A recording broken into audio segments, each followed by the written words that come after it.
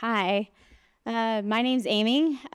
Some of you here know me. I've been a part of the Kansas City art community for a long time. And I want to talk a little bit about how all of those experiences have really sort of culminated for me in this salon for possible futures, which, as I was told once tonight, is a lot of words, and it is. But I want to talk about what that means to me and hopefully what it might mean to some of you. First, I want to talk about where this is coming from my personal art practice. This is work that I was doing about a decade ago. I was thinking about, this is where I started doing installation work, and I was thinking about similar things, actually, to what I'm thinking about in the work in the New Media Gallery here. In that, I was thinking about the way we gather. I was thinking about, personally, what it feels like for me when I'm in a group scenarios, like things like parties, where I'm supposed to be having fun, and often I'm very anxious. I have a lot of tensions when it comes to social interaction. I really love people, but I also get overwhelmed. I'm one of those people that's right on the cusp between being an introvert and extrovert. So I sort of hit a moment where I tap out, and then I'm like freaked out by all my feelings. And so I don't know, I've been doing a lot of artwork over the years that really like sort of is trying to communicate that. This was also happening at a time that I happened to be working at Hallmark Cards, which you'll notice by the materials I was using. This was very much, kind of what I had at hand. But and I love doing this work, but I stopped doing it because it didn't feel very sustainable. I'm like, okay. At first, I thought I could repurpose these materials, but really, it did end up generating a lot of trash, which I felt pretty bad about. But I learned a lot from this process, and I also started working with other artists to kind of animate these spaces. So that was kind of the beginning of something for me. These are paintings that I'm making now. I am a painter. I'm still very interested in the notion of painting. But as I was making these paintings, I was thinking about like creating spaces that were, spaces of solace for me. These were at a time when I was feeling a lot of, different kinds of anxiety. And so I'm kind of creating these, windows into spaces of like serendipity and spaces of possibility. And it started to get me thinking about, okay, but could I like create that physical space? Like what would it be like to actually try to manifest this thing in reality in a place where people could interact with it? So those were some thoughts that I was having from the paintings.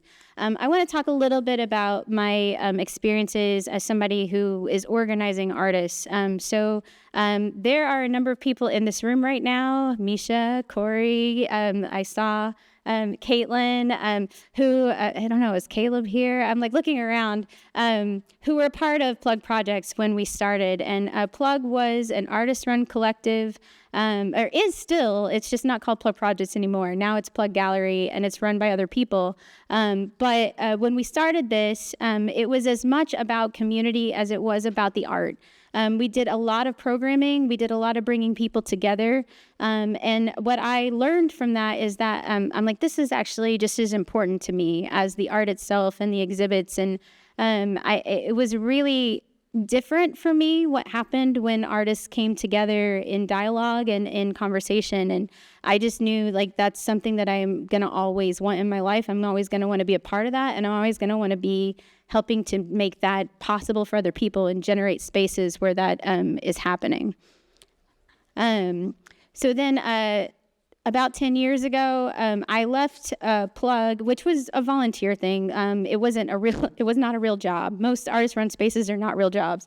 But I left that to have a real job as a arts administrator.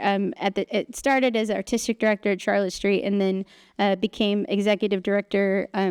And the experience with Charlotte Street was wild. I sort of can't believe that it happened even still. I'm like, okay, I am suddenly thinking about creating a huge campus, and We worked through, I cannot even tell you how many different programs and how many different artists and all the different things we did at Charlotte Street. But some of the things that were sort of critical turning points for me here was that I found that, once again, some of the spaces where I was getting the most sort of out of my experience was where we were thinking about being in community, where we were thinking about a different way of experiencing art than just, kind of experiencing an exhibition, which, again, I love, and I have really special moments with exhibition and with art objects. But I started to think about what it meant to be accessible, what it meant to be operating in ways that were appropriate for intergenerational audiences, what it meant to be thinking about being in proximity to art in a way that was activating it. And so this is just something that the past 10 years that I spent at Charlotte Street, nearly 10 years, 9.5, really started to open up and make me think about. Some other inspiring stuff. These are other artists. One thing that is a great benefit of being an arts administrator is that I had a lot of opportunity to travel and to see a lot of art over the past 10 years. And these are some of the artists and art experiences that I thought a lot about. Mark Dion is an artist who does really amazing, these kind of curiosity cabinets, and you're not supposed to touch them. They're something that you look at from a distance, but I think they're beautiful. Karen Kalimnik, there was an exhibition at MCA Chicago of her work, and it was wild to me. There was sort of a mix of like really contemporary work with things that felt very traditional. And then at the bottom here, that's one William Chavez's work, who is actually in this exhibition, which I'm really excited about. He contributed some zines from his workshop in St. Louis. But his work is both an experience and it's a social practice project. It has an intent and a meaning, but it's aesthetically amazing, and so I'm really interested in that too. Michelle Grabner is an artist who's also a curator. She's a mom and an educator and somebody who opened up a space in her backyard that became a really important art gallery in Chicago. And I've kind of held her up as a model in my head. And then this Afrofuturist room at the Met, I didn't get to go see this. I read a lot about it, but I just thought it was really incredible the way they were thinking about a different way of presenting the work. So anyway, these are some things that are also filtering into my thoughts about the room. And then there's my living room and my family. A lot of you here have met my children because they're at every art opening and everything. I mean, I don't know, we drag these kids around to everything. But this is my living room, and these are some of the things that we do there. We have had living room karaoke parties, we play games, we sit and draw. Actually, it's funny, the table in that one is empty. It's never empty. It's always covered with shrapnel from various art projects. And I think maybe I started thinking about this a lot during the pandemic because we were trapped in our house like everybody else was. But our room, our living room, our living space, it is a sanctuary space for us. We spend a lot of time there. It is how we connect. It's where we come together. And so I've thought a lot about, how what is this for the community? Like, where is our community living room space? Do we have something like that anymore? This is also an inspiration for me. This is my family. So this is 5 generations photo. So this is me, I'm the baby, my grandmother, my great-grandmother, my great-great-grandmother. 3 of the women in this photo were a big part of my life for most of my life. Like my great-grandmother was around until my son was born. This is what happens in Indiana where everybody has kids at 15. So I really got the benefit of knowing these folks very well. And what I'll tell you about their life is that, they were all like really amazing people, but their lives and their practices, so the things that they did that were creative, were pretty much like, they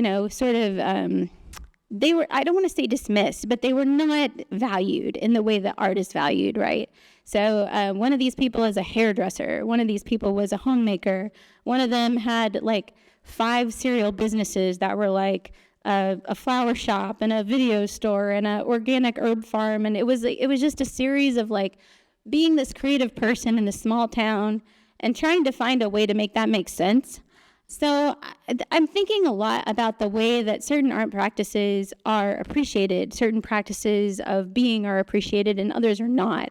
And I think about this a lot through a feminist lens, and like the idea of the home being a space that is sort of been this, the realm of the woman for some time, and that's just something that happens on the side, and everybody gets the benefit of it, but we don't actually acknowledge it as work. We don't acknowledge it as anything special.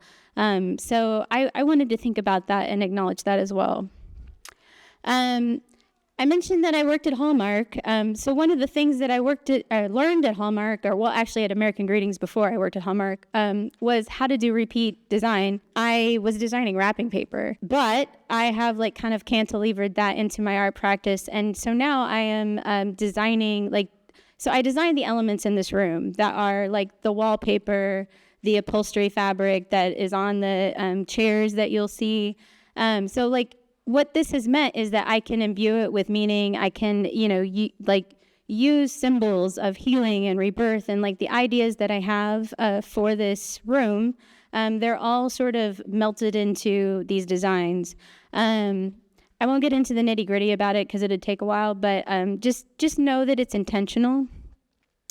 Something else that I was thinking about with this space, it's immersive, it's interactive, it's intergenerational.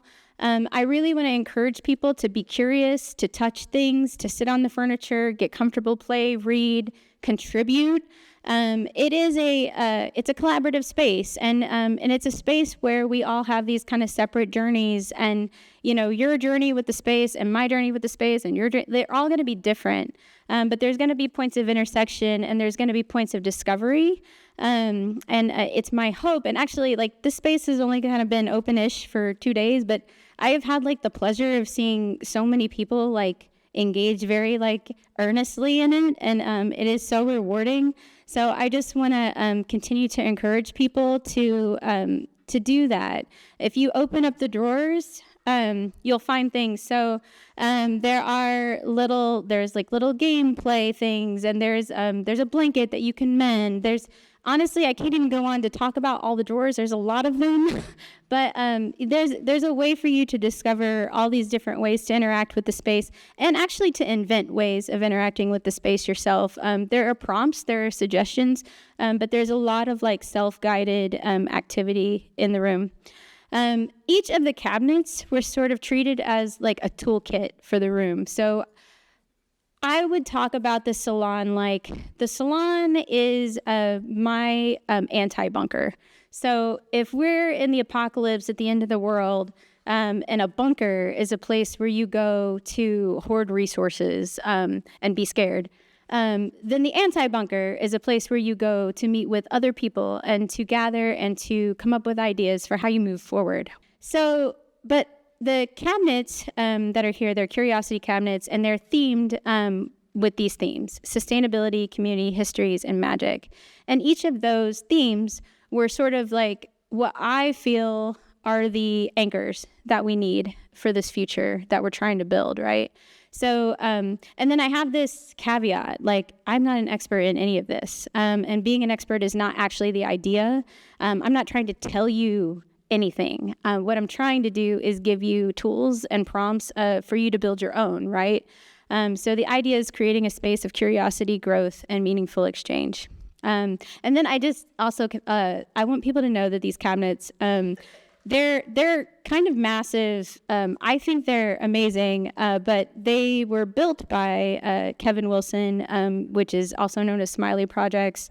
I don't know if Kevin is here, but he spent a lot of energy making these and really interpreting some very terrible drawings that I did that were just, so I don't know, I have to give him props because he did a lot of work. But the tool boxes and the ideas behind them, the reason why these things are important to me, specifically I want to talk about this idea of community. I feel like community is a word that gets overused so much, and I would love to come up with a better word, but I can't. But I feel like the thing we need the most now and in the future is relationships. Like, we need each other really bad. And we're in this space where I feel like people are in space with each other less and less. And so what the community cabinet is meant to do, they're simple things, it's like games, and it's like conversation cards, or like the idea that you might like talk to your friends, like sit down. and that feels very basic, and it is, but it's also something that I feel like we're losing quite a bit. The idea of histories, the histories are real and imagined histories. If you go to the history cabinet, you'll see like a library of utopia and dystopia. I feel like those things are very much like merging all the time. I have a lot of different ideas about like utopias and the reasons why they fail. But the idea of the history cabinet is that this is a place to learn from, right? They're lessons learned, and you can learn a lesson from a fact, whatever that is anymore, and you can also learn a lesson from a fiction, from a story. So that's all there.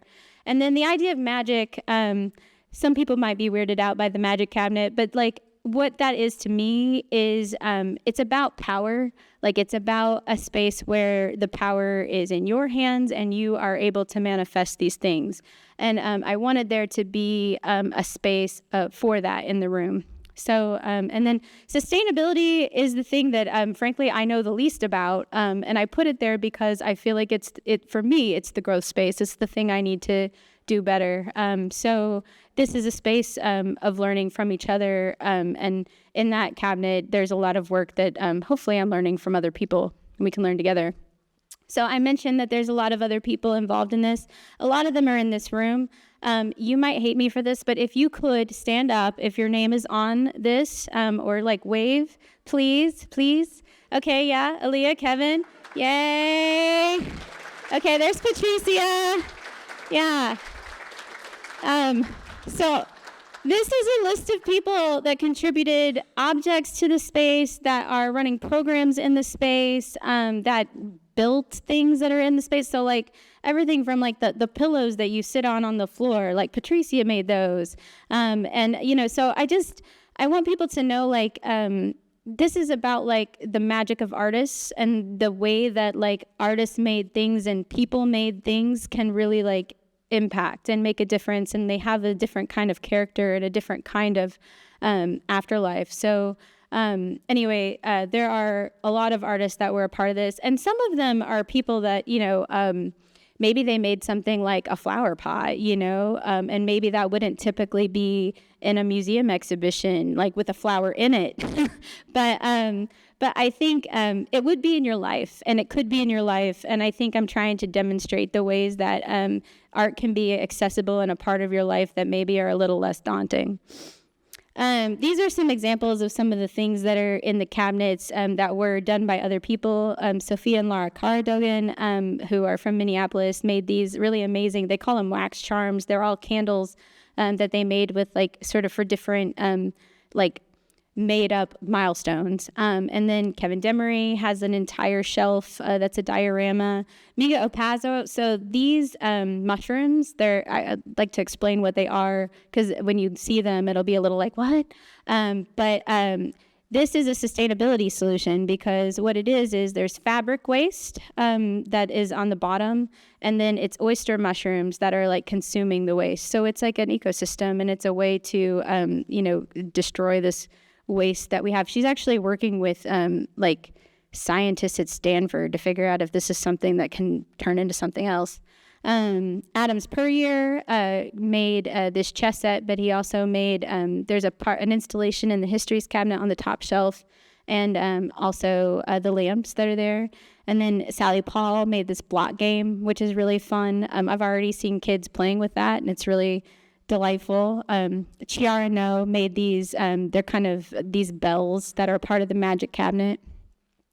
So I'm about to close, but I just want to say, I don't know what you're going to experience in that room, and I'm kind of fine with that. Like, I just want people to go and spend time there and to sort of find each other and find the things that mean something to them, and let that, kind of carry them into their own adventures, right? And I am interested in what this space could mean long term, or if it has a second life after this installation. Like, I'm thinking about models for new art spaces, and like, could something like this serve a different function than the other kinds of spaces we know and love and have all been a part of?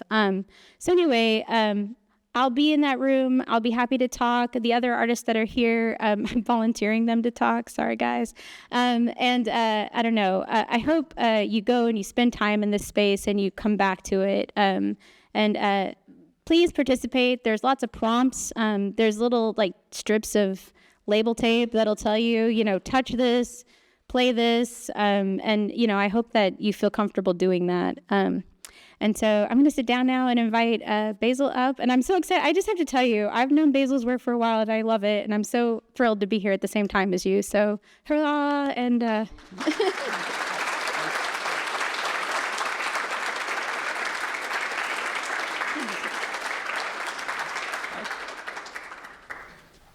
stretch my legs. Okay, Amy, that was great. I'm excited to play in that room. I have one of my games in my bag. I may have to leave one in the space if that's okay. So I'm Basil Kincaid. I'm from St. Louis, Missouri. My progenitors are here. So I always shout out my parents. I feel like I wouldn't be able to have the life or lifestyle or career that I have if it wasn't for their love and support and belief in me and my, abilities or self-proclaimed abilities, whatnot. So I'll just give like a brief background, and then I'll go quickly through the slides, and I'm more interested in you all's questions than, saying too much. But I will say that drawing was my first love. I grew up drawing. I would draw in church. I would draw in class. I got in trouble for drawing in school. I was just drawing all the time. I think as a kid, it was where I got some of my validation because I was always the kid in class that could draw. It was just my thing. I just loved doing it. So this is emotional for me because as a kid, I remember going to different museums. My mom loves museums, so she would always take us to museums. And I just as a kid even felt like one day my drawing is going to be in a museum. So I'm excited for today. Y'all saw this. I'm going to skip that. Well, you didn't see the drawing, but that's me working on one of my quilts. But the text, I can skip it.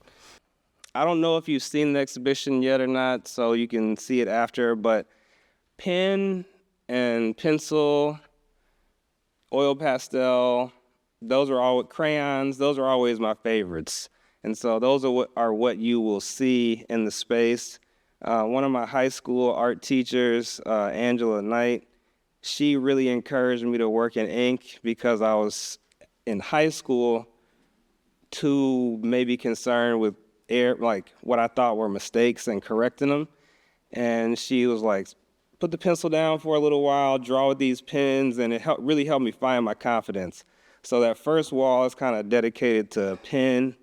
This is me working on a colored pencil drawing in my living room. You can see I'm sitting on the floor. A lot of this stuff is tied into my childhood, drawing on the floor. A lot of these drawings that are in the exhibition I drew at my parents' house, either in the kitchen or on the floor. You can see all the toys and stuff. So play is another big part of drawing for me. It was just one of my ways of just being myself, and it was a space where nobody could tell me what to do. It was like my first freedom, I felt like. And I always love drawing. I don't know, I just like drawing. In my mind, I just see these creatures and colorscapes. And so the drawing, throughout my career, I kind of kept it to myself up until now and more recently, mainly because I felt like it was too personal to commodify, maybe. I didn't want to have it being judged, or I didn't really care what other people thought about it, so I just did it for my own self. Around 2016, I got more interested in my family history.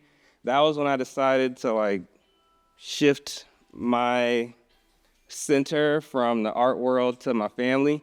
And that's when I started thinking about quilting and all these different art forms that were carried on, like you were talking about, by the women in my family that were overlooked and underappreciated. My grandmother and her sisters and their moms going back all made these phenomenal quilts. A lot of them were abstract. And so that encouraged me to start making my own quilts, learning how to sew. A friend of mine taught me how to use the machine, and then I just taught myself how to sew. Like, I would use my old clothes. People would donate materials from all around St. Louis. Then, in the pandemic time, my mom gave me a brilliant idea that changed the course of my whole career.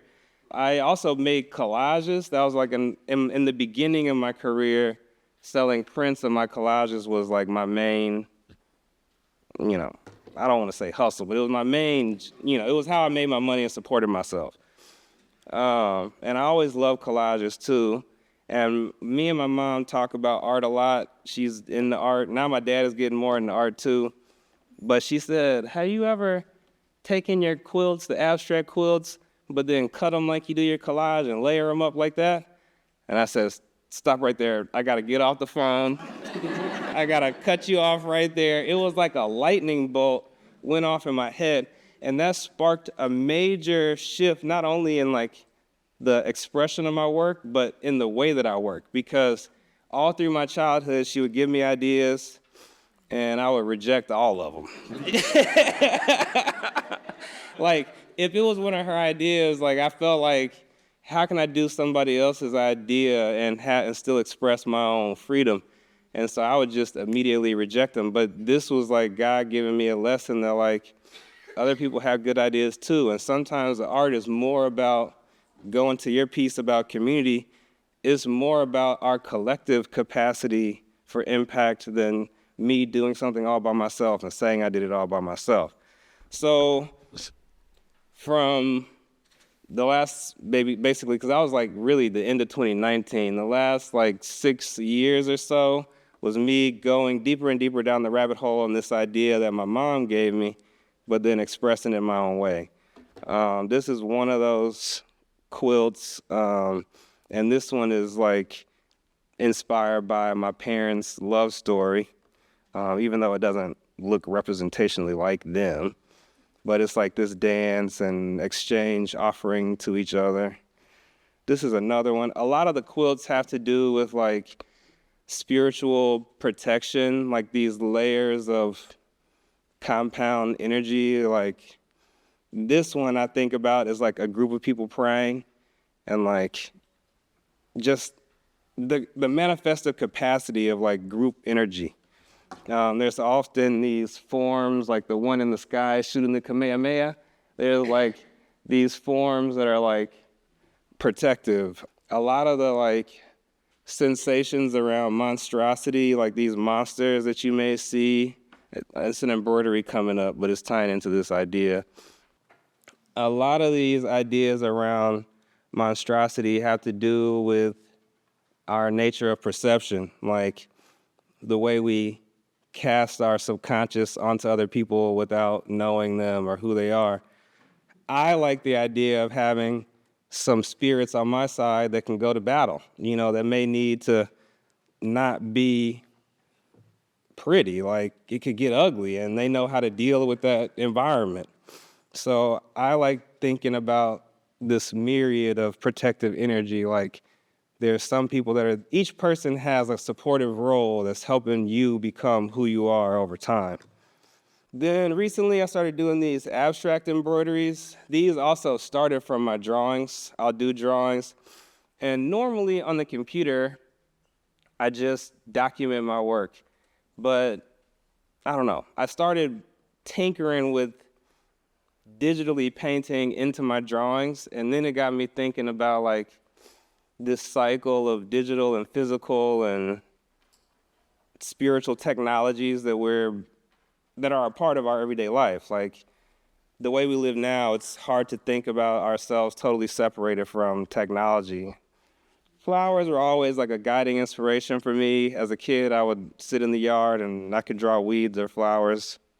This is a little bit about my process. Like I do all these drawings, and then this one is actually probably 3 or 4 sketches in. That's why it looks so much like the actual quilt. But I'll do these rough sketches and then just kind of, I don't project or copy anything. I put the fabric on the wall full scale and then draw it and do it like that. But this is just showing some of the process. This is, one of the embroideries that I made from the drawing. The embroidery has become more and more a part of my practice because I feel like it makes people take the drawings more seriously. Like, I can sit and look at a small drawing forever and be captured by its nuance, but I feel like at large, like in the hierarchy of forms, drawings they feel diminished to me. Like, you can look at it from a number of perspectives, like either the way the market treats their value or the attention they get in various spaces. So that led me into thinking about how can I amplify the effect of my drawings, and the thread made that possible. But it also brought up this idea that goes through a lot of my work around what we think about, how we think about the future and our place in time. Like, everything that's new now, everything that we think of as old and traditional at one point was the cutting edge stuff out. It was the freshest thing out, So for me, I like thinking about how even this stuff that seems new now will one day feel old. Ideas that I had in the past. That's why I almost put some of my college drawings in here, because I feel like I did some drawings back then that were ahead of their time, and it's like things aren't always appreciated in a moment of creation. Sometimes they need to wait for cultural consciousness to catch up, or any number of different scenarios. So I just like thinking of, like, in terms of why I relate digital media interfacing with this traditional media, it's because all of this stuff, you look at the Jacquard loom, is the first implementation of binary code. It's like fabric and technology have always been interlinked, but I don't know. I'm interested in thinking about that connection. I don't have any answers for anybody, but. And then this is, here we are. I've been excited for this moment. I'm like trying to keep myself calm, because it does feel really good to see, like, all y'all that came out to be, engaged with the work, but then also just, it's like a childhood dream come true. It feels really good. I put this calisthenics picture in here because I think about drawing and calisthenics a lot in the same way, where it's like small bits. It's like investing. Small pieces compound over time. Any skill may seem daunting in the beginning because it's like, I don't even know where to start. I think if you start, you'll end up surprising yourself. If you asked me 10 years ago if I would be doing fingertips L-sits in a museum show of my drawings, like, I would have wanted to have the confidence to say yes, hell yes. But, if I'm being honest, I may not have believed you, So I think, like, whatever it is for each individual person, you just put one little driplet of water in there as often as you can, and you'll be surprised at what blossoms out of your effort. So thank y'all.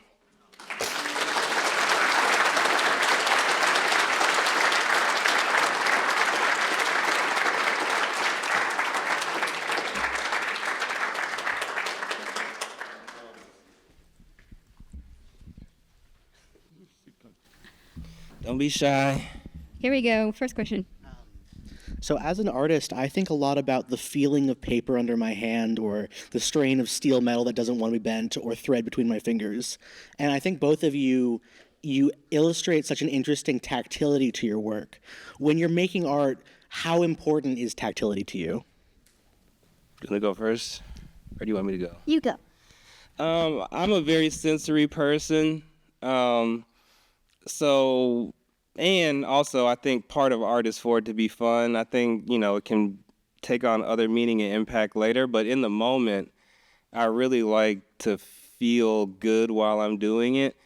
And there's something about each material that I choose elicits this feeling of either comfort or excitement or something that gets me to the next work. So for me, tactility, that's part of what I love about fiber art, is like a lot of the time when I'm making a quilt, I may mix fabrics of all different weights, stuff that normally, quilters wouldn't do because it makes your quilt lay funny.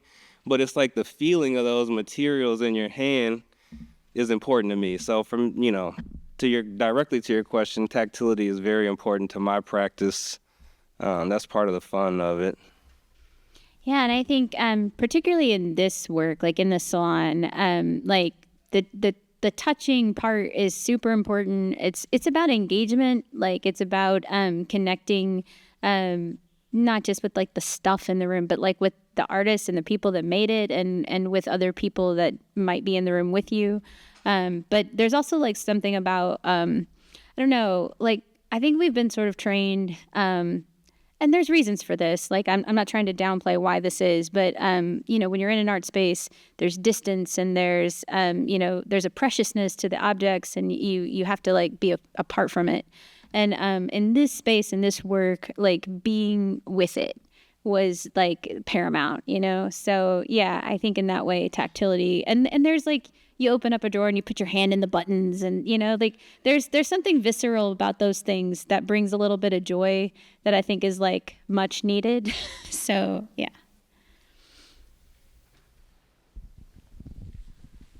Thank you so much for both of your talks. And I'm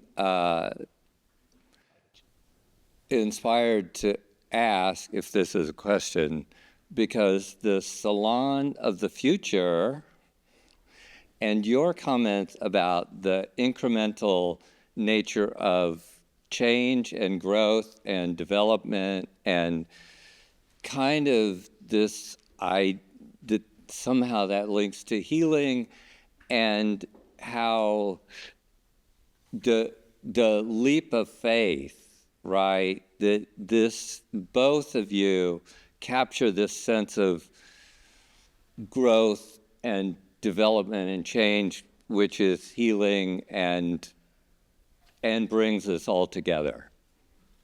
If that's a question. Well, I was thinking even while you were talking, Amy, about some of the overlaps. I love the title. I don't think there's too many words in the title. I love the title.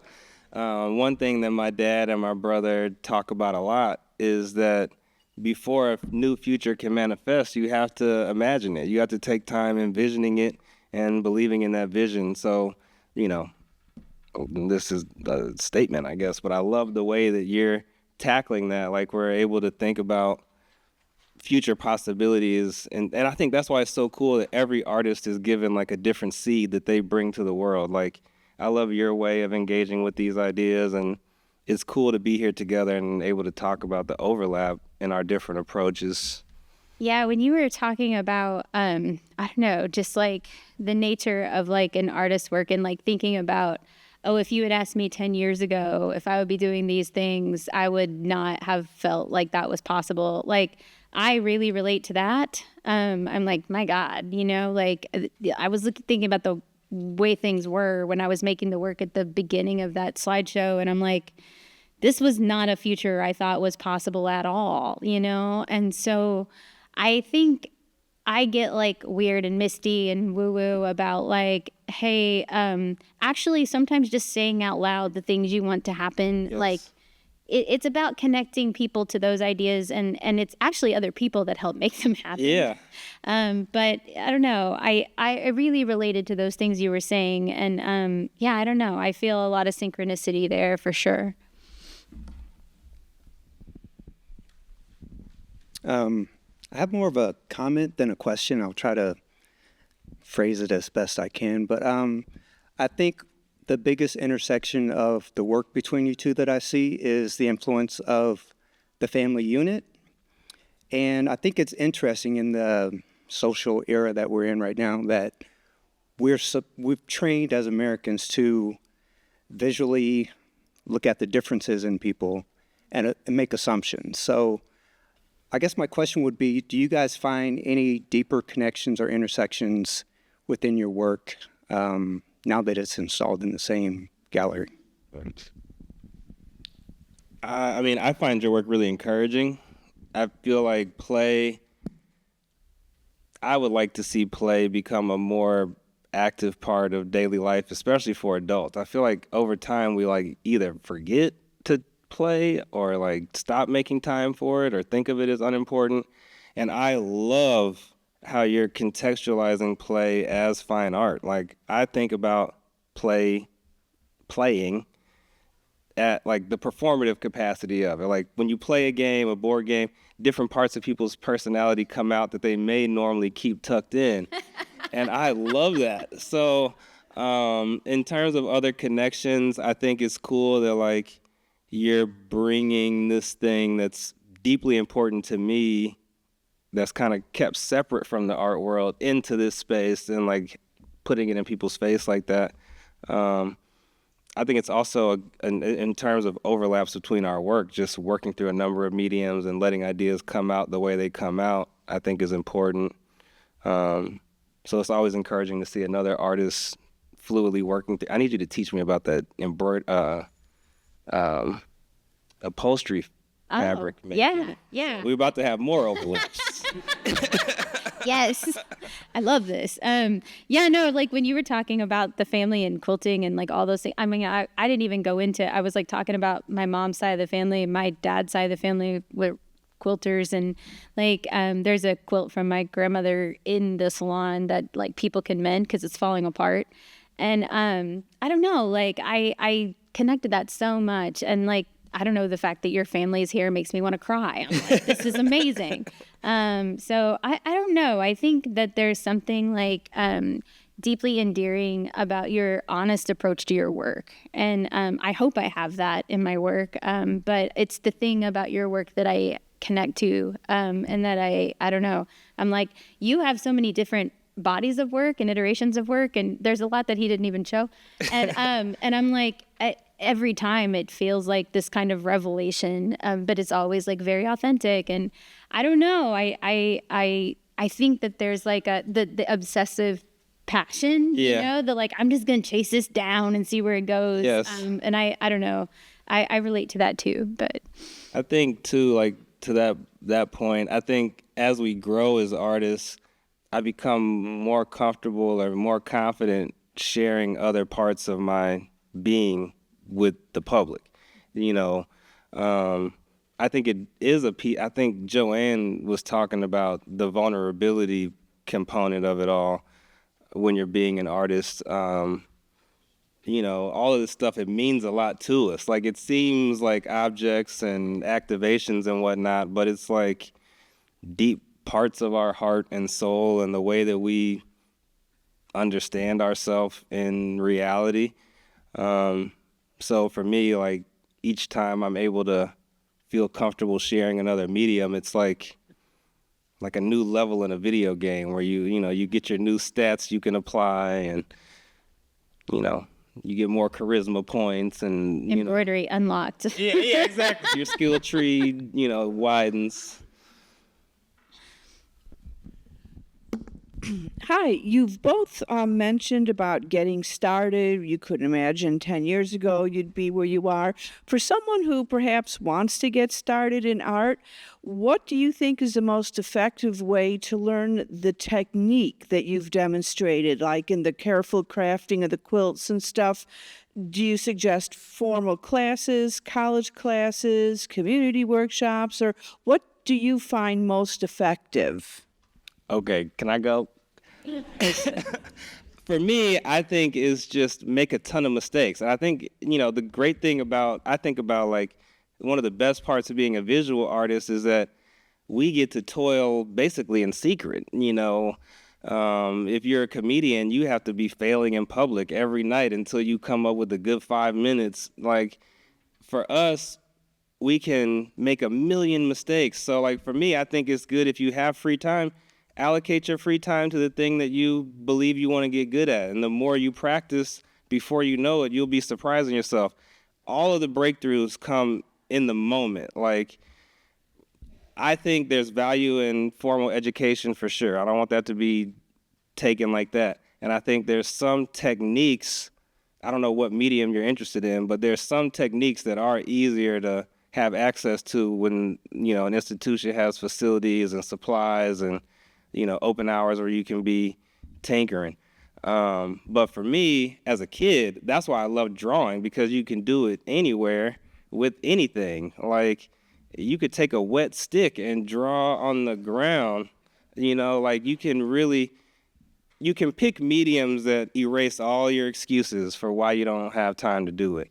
I think the best way to get good at something is to just keep doing it, and don't let what you think of as a mistake, wear on you emotionally. I look at every mistake, so I can't even take credit for this phrase. Rhoda, my studio manager in Ghana, she has a great phrase that we use in the studio all the time. She says, every mistake is a new style. And I love that. Like, so if I'm in the studio and something doesn't go the way I planned, I say every mistake is a new style. I keep going. Sometimes the test is what's going to make you stop. Like, I noticed that with art or, strength, when you stop and start, that's when it's hard to get momentum. But if you just keep going and just keep putting one foot in front of the other, even if it's scary, just make a habit of doing something every day, you will be surprised how even like 30 minutes a day can compound into something crazy. I personally like a 2-hour stretch. If you subtract 12 or 24 minutes from that, however long that is, 2 hours with a short break, then another 2 hours with a short break. Like, I used to have an old TV with the VCR attached to it, and you put in a movie, work until that movie starts running the blue screen, rewind it, take a break, and you can go as many 2-hour sessions as you have the stamina for. Even if you only do one a day or one every other day. My other tip is, whatever you want to get good at, do it for 15 or 20 minutes before bed. Just look it up on Google. I have done that with so many different things, and it helps your skill acquisition in your brain happen faster. So I would draw before bed, sew before bed, and now I'm done. Those are my tips.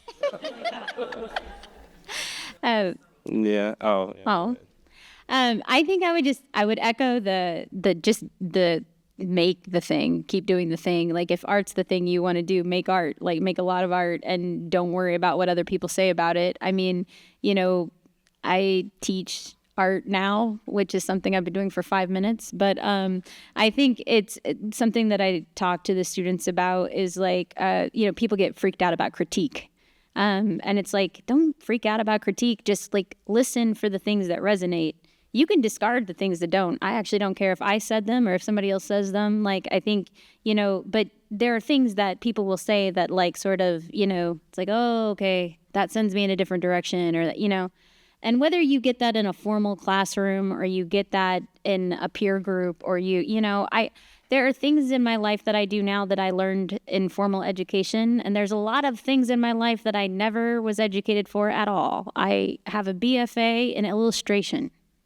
I've like run an arts organization, and I never had it. Sorry if anybody's like freaked out by this, but I never was formally prepared for that. But it's like, I think like you can learn things. Like, the activity of learning things is not held only by schools. So, and I know that we're near a school where my husband teaches, so I just want to say school's great. But also, like, you can do a lot on your own And with other look at people. stuff. Like, figure out what you like, like, I like to take note of what captures my attention, and then, just be curious. Like, I think there's a lot of value in reading books. I taught myself a lot of stuff just by reading and doing YouTube. So I think whatever your learning style is, lean into that. And for me, I follow what is fun because it's hard to like keep doing something that's not fun. We had a couple more questions in the back here, but I think we're getting a little low on time. Maybe one more question, and then if you have another question, the artist will be here for the reception. So go ahead and ask them in person. So I'm gonna. Sorry. Yeah. Okay. You both talk a lot about community and a safety net that helps you be creative. What do you do as artists or in general to show up for the people in your lives, and how do you stay motivated to do so? Ooh, okay. Well, I'll just say that like most people, I fail at this more than I succeed. I really try to show up for people as much as I can. I think that we're in a world where there's a lot of things pulling you a lot of different directions. But when you say, what do you do to show up for people? I think like literally being there, like physically and face to face is a lot of it. Just listening to people is so much. And so I don't know, like, in my practice, but also in my family and in my friends and in my world, like I try as much as I can to be present and listen. Like I said, I don't always achieve that. It's an aspiration to do it, and I think in the instances when I have, it's been rewarded like with reciprocal relationship that actually goes somewhere and means something. So I think it sounds trite and a little basic, but I'm like just actually be there. Yeah, I agree with all of that. I think too, like letting people in your life know that it's okay to ask for help, because sometimes people don't want to ask for help, whether even when they need it. I know I went through that where I didn't want to ask anybody for help. So I think now I try to say, how can I support? Because sometimes people may not outwardly say the support they need. I think with the art world, for sure, I mean, this is separate from family and community, but showing up in person, like you said, it's an in-face game. And I think that really amplifies, with your family and friends. Like, I know sometimes for my friends, I haven't prioritized as much time around, hanging out just for fun. But like when people need me, I'm there to help, And for artists, like a lot of my friends are artists. I go to their shows, go to their talks, and, like you're saying, just be there. I try to, be generous with my time when I can.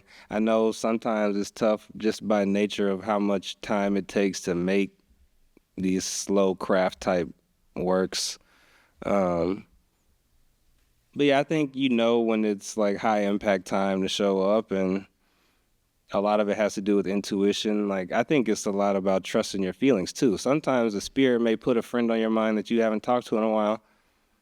They may need to hear just from you. Yeah. I think there's also a thing about just like asking questions and being curious about the people in your life. And like, this is true of artists too. Like working with artists, it's like they want you to ask them questions and to like be interested, And I don't know. I've actually learned this. I've learned a lot of this from my partner, who is better at people than me. But he's always like, if you ever have like if you're at a dinner party, he will ask you every question. And like, you'll get to the end of the conversation and you won't realize like he's been driving it the whole time. But it comes from a space of like real interest. And like, that's the thing. It's like, you actually just have to care. And sometimes we're distracted. And it's not that we don't care, but it's that we're distracted. And I think I'm always trying to remind myself to focus, because so that care can show through. I think the last thing too that I'm reminding myself of and making more time for is realizing, like, this is for me. So I don't know if it applies for anybody else, but there's more to life than art. And sometimes I have to remember to, I used to like feel like if I'm not in the studio 12 hours a day, I'm not really, you know, as passionate as I say I am. And now I'm getting to the point where it's like, put in 6 good hours and really, like you said, focus the whole time. Don't be in the studio goofing off, focus. And then you have more time to make time for friends and family. And I'm realizing like sometimes the answer for me is less time in the studio and more time in real life. And a lot of that real life time naturally becomes time spent with friends and family. Like, you know, so that's been my journey, is realizing like sometimes I have to get out of the art and into real life. So I think, different people have different balances, but that's my personal journey around friends and family, I guess.